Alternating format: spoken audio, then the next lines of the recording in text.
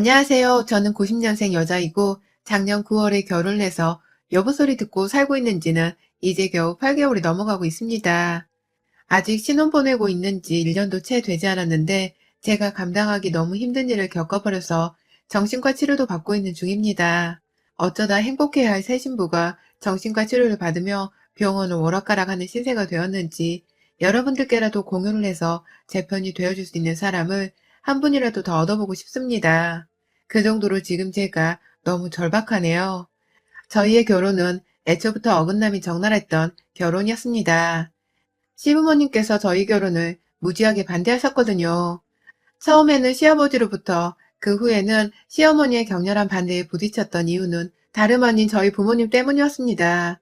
저희 남편의 직업은 자동차 수리기사인데 직업의 문제로 저희 친정어머니가 애초에 저희 결혼을 심하도록 반대하셨거든요. 저도 처음에는 어머님이 직업 때문이란 말씀을 못하시고 그냥 싫다고만 하셔서 울고 불고 별짓을 다하며 엄마를 설득하려 했습니다. 그런데 저희 어머니가 끝낸 말씀을 털어놓기로는 엄마 주변에 젊을 적 애를 하나 낳고 꽁냥거리며 잘 살고 계시던 여자분이 계셨는데 그분의 남편이 저희 남편 직업과 똑같았었다고 해요. 그런데 문제는 그 지인분이 일을 하던 도중에 전기 감전사로 인해 그 자리에서 바로 사망을 하셨고 엄마의 지인분은 평생토록 지금껏 과부로 살고 계시다는 겁니다. 제가 옆에서 건너들어도 기분이 쎄한 게 너무 끔찍하더라고요.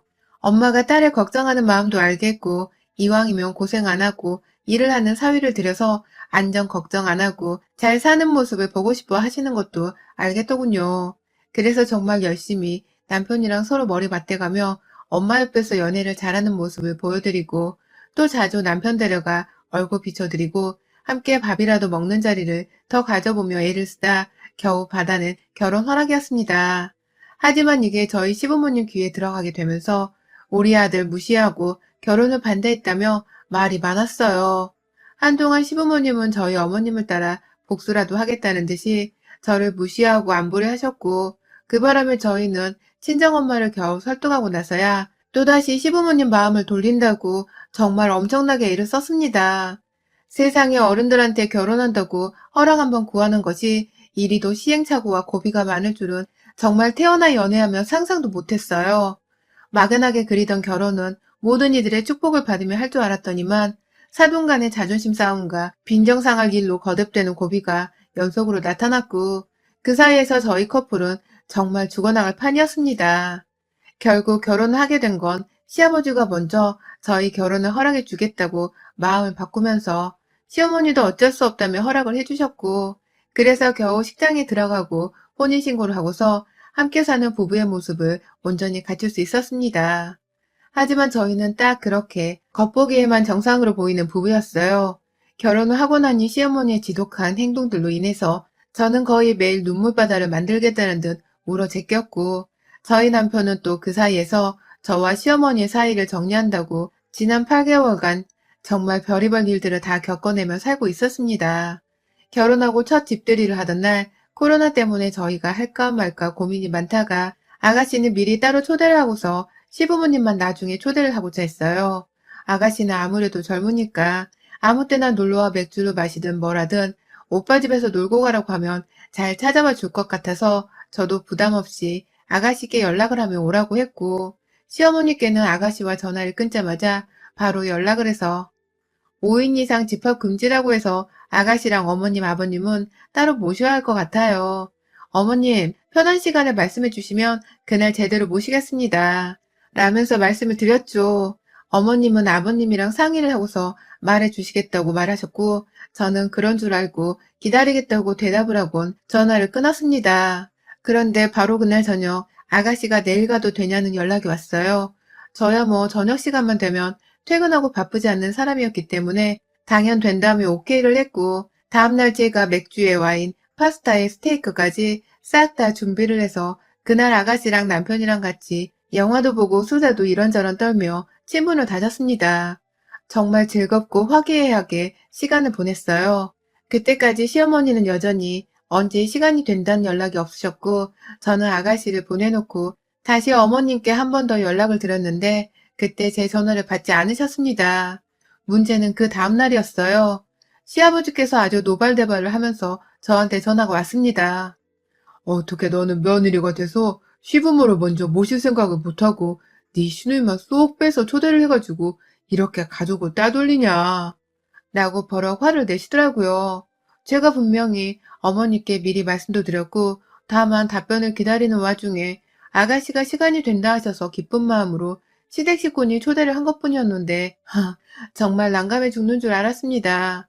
이 사실을 다 알고 있던 남편도 뒤늦게야 시아버지의 전화를 대신 받아서는 오해가 있었다며 말을 건네는데 시아버지가 급기야 네 엄마가 그러던데 니네가 우리를 초대한 적이 없었다고 하는데? 라고 하시더군요. 시어머니가 말을 잘못했던지 아님 거짓말을 하셨던지 시아버지와 저 사이에서 이간질을 하신 겁니다. 다행히 남편이 내가 통화하는 거 옆에 들었는데 무슨 소리예요? 라면서 시아버지께 재차 설명해서 급한 오해는 꺼버렸는데 제 기분을 너무 잡치더라고요. 전 분명 시어머니께 약속 날짜를 잡아달라 먼저 살갑게 전화까지 드렸었는데도 그걸 다 뻔히 기억하실 거면서 그런 적이 없다고 발뺌하셨다는 게 너무 약이 올랐습니다. 어른으로서 공경할 깜냥도 안 된다며 실망이 들기도 했고요. 그러나 어쩌겠어요. 시어머니신데 우기고 내 말이 맞다고만 할 수도 없는 노릇이니 저는 저대로 확실하게 말을 전달하지 못한 잘못이 있다며 사과를 드렸고 우여곡절 끝에 시부모님을 모신 집들이까지 무사히 끝마쳤네요. 그런데 이 정도는 그 후에 겪은 일에 비하면 세 발의 피도 아니었습니다. 시부모님께서 결혼 허락만 해주셨을 뿐 여전히 나를 그리 탐탁찮아 하신다는 것을 집들이 일로 확실히 알게 되었고 그래서 제 딴에는 더욱 잘 보여야겠다는 며느리의 마음이 컸습니다. 거슬리는 행동을 하지 않으려고 안부 인사도 꼬박꼬박 저녁 먹고 난 시간마다 일부러 드렸고 시댁으로 자주 오라고 하시는 것도 남편이 괜찮다는데도 불구하고 제가 나서서 가곤 했었어요.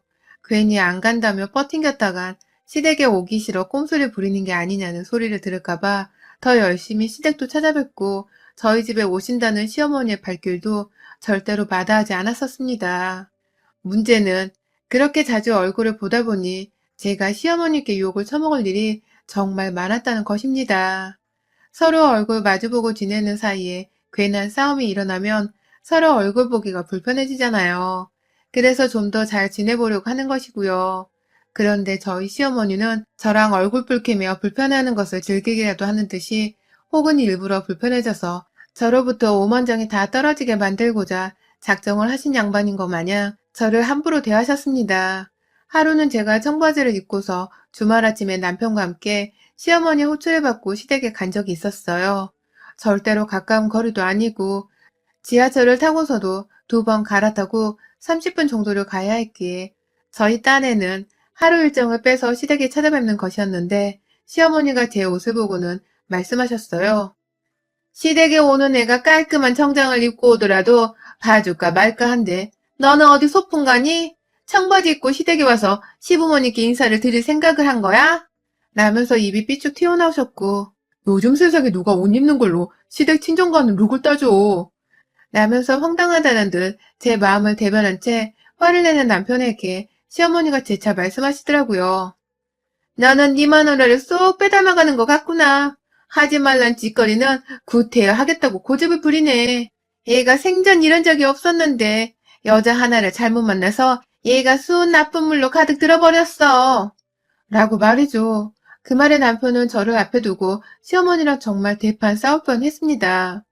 무슨 말을 그렇게 하냐는 남편의 말에 절대로 사과를 하지 않고서 이게 다 며느리 하나를 잘못 들인 것 때문이라며 제 탓을 하는 시어머니와 도저히 대화라는 게 되지 않을 것 같아서 그날은 결국 시댁에서 밥 한 끼를 얻어먹지도 못한 채 도로 집에 돌아왔어요. 그리고 싸우면 그 다음날 시어머니는 아무 일도 없었다는 듯이 어제 잘 들어갔니? 라면서 안부 연락이 먼저 오셨고 그러면 전 또 아무렇지 않게 대화를 건네시는 어머님의 비유를 맞춰드린다면서 화를 숨긴 채 대답을 하며 대화를 주고받을 수밖에 없었습니다. 화가 다 풀린 줄 알고서 저희 집에 오겠다는 어머님께 네 라고 대답을 하면 어머님은 저희 집에 오셔서는 여전히 화가 난 채로 꽁한 채 저한테는 전화를 했을 때처럼 말을 걸지도 않고는 본인 아들 입에 들어갈 밥상을 차려놓은 채 얘 오면 먹여라 나는 말을 남기곤 집에 가셨어요. 남편이 그날 야근을 해서 늦게 왔으니 망정이지. 혹여나 남편이 일찍 들어와서 이 광경을 목격했다면 남편과 시어머니는 또다시 제 앞에서 대판 싸웠을지도 모릅니다. 문제는 이런 크고 작은 마찰과 그 사이에서 남편과 시어머니의 또 다른 마찰이 반복되는 그 와중에도 시어머니가 제게 한 가지 한결같이 대우를 해주시는 것이 있었습니다. 바로 아이를 가지는 것을 북돋아주는 것이었죠. 손주를 꼭 보고 싶다면서 저희 두 사람이 언젠가 빨리 아이를 가졌으면 좋겠다는 의사를 자주 내비치던 시어머니는 저를 혼내는 와중에도 혹 남편과 저 때문에 싸우는 와중에도 결혼하고 3달 정도 지나서부터 늘 저 하나를 위해서 챙겨주시는 것이 있었습니다. 바로 보약이었어요. 저의 옷차림과 약속을 정하는 스타일 등 모든 것을 나무라고 혼을 내려 하시던 어머니께서 유일하게 저에게 살갑게 다가오실 적이 바로 그 임신이 잘 되는 보약을 먹으라고 할 때였습니다. 한의원에서 임신이 잘 되는 한약을 처방받았다면서 건네주시는 그 한약을 잘 받아먹고 지냈고 이 약이 몸에 정말 좋기라도 한 건지 제가 살이 좀 포동포동해지고 주변에서 얼굴이 복스러졌다는 소리를 제법 듣고 살았습니다. 시어머니가 아무리 저를 타박할지라도 본인도 결국 저희 남편의 어머니시고 또 자식이 자식을 낳는 걸 보고 싶어하는 할머니셔서 그런지 며느리인 저에게 임신만큼은 빨리 되었으면 좋겠다는 바람을 내비쳤는지라 저 또한 제가 어머니께 확실한 가족으로 사랑받고 인정받기 위해서는 얼른 아이를 가지는 것이 가장 최선이자 최고의 방법이라 확신을 했어요. 그리고 어머님께서 사주신 그 한약을 정말 열심히 복용했습니다. 한두 푼 한 것도 아니고 몇십만 원을 써서 용한 한의원한테 받아낸 거라고 말씀까지 하시니 저는 저대로 나를 위해 이렇게 큰 돈을 써주셨구나 하면서 감동을 먹어서는 그간 시어머니한테 당해온 수모를 새까맣게 잊어가며 약을 복용했고요. 그러다 시댁에 갈 때 입는 옷 문제로 시비를 걸거나 집에 찾아오신 시어머니께 제대로 된 가짓수 반찬을 내어놓지 않았다며 혼을 낼 적에도 시어머니가 건네주시는 한약을 보기만 하면 화가 풀렸어요. 약을 주실 때만큼은 어머님도 제게 미안하다는 듯이 뻘쭘하고 어쩔 줄 몰라 하는 눈치셨고 그래서 약 먹는 시간만큼은 일부러 제가 한약을 놔둔 서랍장의 위치까지 어머니께 알려드리고는 직접 꺼내주시기를 기다리기도 했답니다. 되도 않는 사랑을 갈구해보겠다면서 며느리가 혼자 시어머니께 아양을 떨고 애교를 부려보려 한 짓이었죠. 그리고 정확히 약을 복용하고서 2달 뒤부터 저는 생리를 안 하기 시작했어요. 그달에 생리를 안 한 것이 설마 임신인가 싶었고 내내 임신 테스트를 사다가 임신 여부를 확인하던 도중에 임신이 아니라고만 떠서 불안해하기도 했습니다. 그날을 계기로 2달이 되고 3달이 더 지나도 생리를 하지는 않는데 임신은 여전히 되지도 않았고 혹여나 테스트기가 문제인가 싶어서 병원에 가 검사를 받아봤는데요. 충격적이게도 제 몸이 너무 망가졌다고 제 난소가 나이에 비해서 10살은 더 나이가 들어버렸다는 말도 안 되는 검사 결과를 받게 되었어요. 평소 건강한 음식을 위주로 먹고 1년에 아픈 날이 한두 번 될까 말까한 건강한 저였는데 갑자기 생리가 뚝 끊기더니 난소 기능이 쇠퇴되어서는 임신이 어려워질지도 모른다는 초기 난임 판정을 받아버리고 만 것이었습니다. 혹여나 임신일지도 모른다고 생각하면서 오히려 더 들뜬 마음으로 병원을 찾았는데 난임 판정을 받아버리고는 정말 병원에서 얼마나 무서워하며 울었는지 모릅니다. 내 몸뚱이가 어쩌다가 이 지경이 되어버렸나 싶어서 말이죠. 병원에서부터 남편한테 전화를 해서 남편이 병원으로 뛰어왔고 저는 저대로 의사 선생님께 들은 말을 전하며 내 몸의 난소 기능이 망가졌는데 이유를 찾아야 한다고 하시더라며 병원 앞에서 제대로 서지도 못한 채 한참을 그 로비 앞 의자에 앉아 있다가 남편의 부축을 받고 집으로 돌아왔습니다. 그리고는 곧장 저희 본능적으로 시어머니가 주신 한약 상자를 집어들었어요. 사실 병원에서부터 선생님이 주기적으로 복용하는 약이 있는지 혹 주기적으로 병원 치료를 받았거나 아픈 이력이 있었는지에 대한 배경들을 모두 다 체크를 하나하나 하셨는데 그때부터 이미 시어머니가 주신 한약이 너무 의심이 되더라고요. 선생님께 물어보니 그런 거 함부로 먹으면 안 되는데 임신 전부터 한약을 오래 먹으면 어떡하냐고 막 화를 내셨고요. 혹여나 어머님은 좋은 마음으로 약을 지어준 것인데 내 몸이 약에 안 받아서 문제가 생긴 거면 어쩌나 싶어서 남편한테는 말할까 말까 정말 미치도록 고민을 했습니다. 하지만 결국은 말을 해야 하지 않을까 싶어서 사실 병원에서 선생님이 그러셨어. 이 한약, 어머님이 주신 한약, 이게 문제라고 하셨어. 지금 어머님께 이 한약 어디서 처방받았는지 물어보러 갈 거야. 이왕이면 그 한의원에 가서 처방전도 직접 떼올까 해. 나 혼자 갈까? 아님 당신도 같이 갈래? 라고 물으니 남편도 살짝은 예상을 했는지 같이 가자. 라면서 웃음기를 싹 뺀 채 묵묵히 저를 부축하면서 따라 나서더군요. 그렇게 저희는 그 한약 봉지 하나를 쥐어들고는 시한폭탄을 마주한 것 같은 참담한 심정으로 시댁에 들렀습니다. 시어머니는 제 상태, 그리고 제 손에 들린 한약 봉투를 보고는 마치 다 알면서 모르겠다는 듯한 뻔뻔한 표정으로 무슨 일이니? 라고 물어보시더군요. 제 몸이 이미 망가져가는 중이라 어디서부터 어떻게 화를 내야 할지 몰랐었지만 솔직하게만 말해달라며 시어머니께 이 약 어디서 처방받으셨어요? 한의원이 어디예요? 처방전이 병원에서 필요하다고 하네요. 라며 나지막히 물었어요. 그러자 어머니는 예상했던 대로 응, 처방전 필요 없어. 좋은 거 다 때려 넣었는데 처방전은 무슨. 병원에 가도 그냥 아무것도 복용한 것이 없다고만 해. 몸에 좋은 건데 그거 의사가 하나하나 다 알아서 뭐해. 지들이 뭐 한의사가 해주는 약을 알아? 라면서 저는 도저히 납득하기 힘든 말을 해가며 한의원을 알려주길 거부하셨습니다. 재차 질문을 해도 재차 거절을 하며 애둘러 필요 없단 말만 하셨고 급기야 저를 향해 먼저 아유 진짜 몰라 나도 몰라. 그까지 한약이 뭐 그리 대수라고 안 먹은 척하면 되는 거 가지고 굳이 한의원을 알아야 하는데 얘가 왜 이렇게 말귀를 못 알아들어? 라며 먼저 저를 향해 짜증을 내는데 그 태도에 저도 그만 결국은 폭발을 해버리고야 말았어요. 시어머니고 뭐고 이건 정말 경우가 없어도 너무 없는 시어머니의 태도에 저도 그만 인내심이 바닥을 서버린 것이었죠. 내가 필요하다고요. 내가 필요하다는데 당신이 뭔데 필요 없네 만에 자꾸 말대답이야. 라면서 끝내 제자리에서 일어나고는 제 앞에 놓여진 시댁 거실의 커피 테이블을 뒤집어 엎어버리고 말았습니다. 저희가 나누는 대화를 같이 앉아 쳐다만 보고 있던 시아버지는 감히 네가 어디서 누구 앞이라고 이딴 행패를 부려? 라면서 저를 꾸짖겠다며 막 달려들어 소리를 지르려고 하는데 그 순간 저희 남편이 나서서는 시아버지를 뒤로 밀치며 소파에 억지로 앉혀버렸어요. 아버지, 지금 어머니 편 함부로 들었다가 아버지도 깜빵 가요.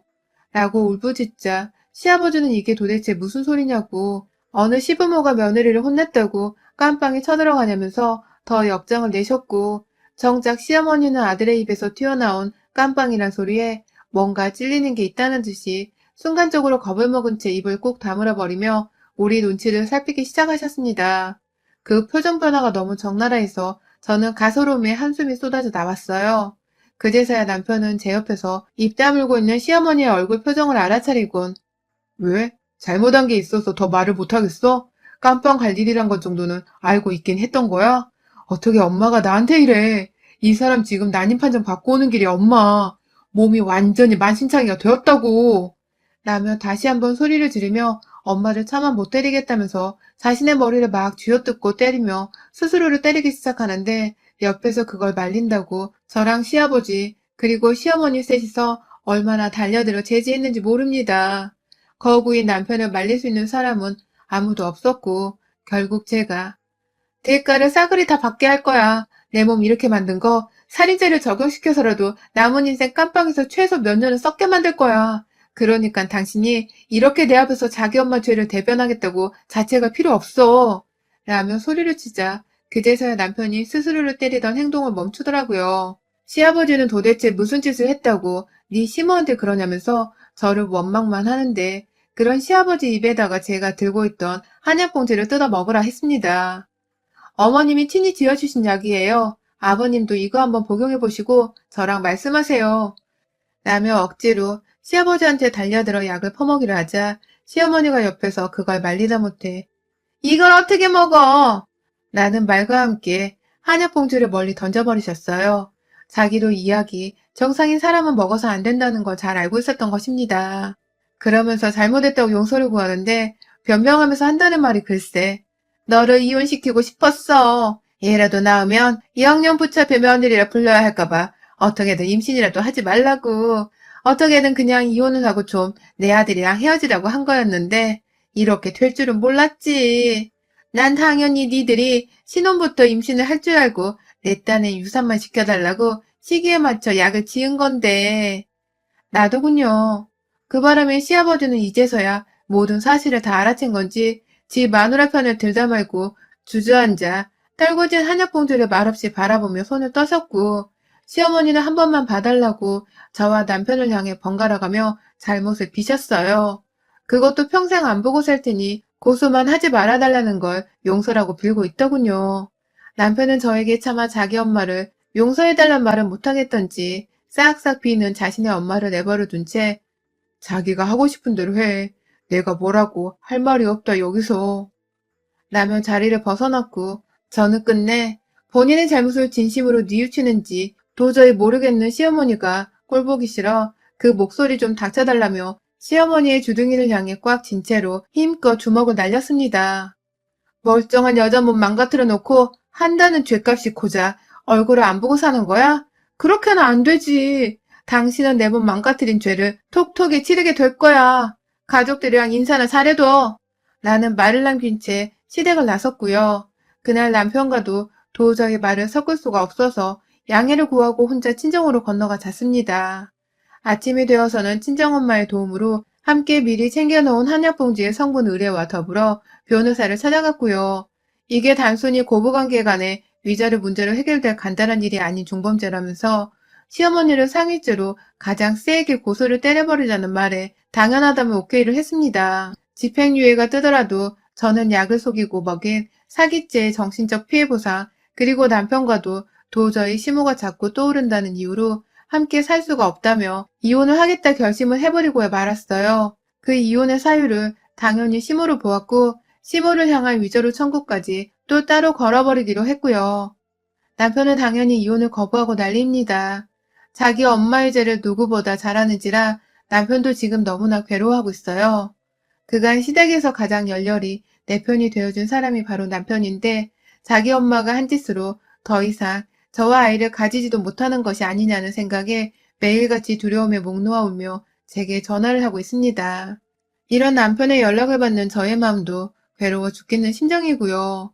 시모는 아들이 저러다 정말 죽겠다면서 자신이 죗값을 다 받고 이대로 죽던지 사라지던지 할 테니 제발 너희들끼리라도 이제라도 잘 살아달라는 뒤늦은 참회의 말을 건네며 용서를 구하고 있는데요. 어찌해야 할지 모르겠습니다. 남편을 여전히 사랑하고 남편 또한 저를 너무 사랑하는 걸 잘 아는데 남편만 보면 시모의 얼굴이 떠올라 망가진 내 몸이 자연스레 생각이 나요. 그 바람에 괴로움을 느끼는 건 또 제 몫이고요. 일단 시모가 죗값을 무조건 받게 하고 싶었는지라 걸 수 있는 모든 법적인 조치를 취해놓았고 남편과 이혼만큼은 서류 작성만 해놓은 채 보류하고 있는 중입니다. 단시간에 잊혀질 일이 아니라는 걸 잘 알기에 조금만 더 고민의 시간을 가져보려고는 하지만 결국 홀가분히 이 집구석을 떠나는 게 답일 것이라는 부모님의 말씀을 들은 채 마음은 조금씩 이혼으로 굳혀져 가는 중입니다. 멀쩡한 자식 부부를 불구로 만들어 떼어놓은 이 천하의 못된 시모를 법적인 복수 그 이상으로 제대로 엿을 먹이고 싶은데 마땅히 할 수 있는 방법이 없네요. 차라리 남편과 이혼을 하지 않고서 평생 남편을 자식 한 번 놓지 못하고 사는 남자로 만들어주는 게 시모를 향한 복수가 되지 않을까도 싶어서 이혼을 하지 말까 하는 고민도 문득문득 듭니다. 도무지 어찌해야 할지 감이 오지 않아 이렇게 사연으로 구독자분들께 조언이라도 구해봐요. 어떤 게 제대로 시모를 엿먹일 수 있는 방법인지 인생 선배님들의 조언이 절실합니다. 여러분의 생각은 댓글로 남겨주세요. 오늘도 시청해주셔서 정말 감사합니다.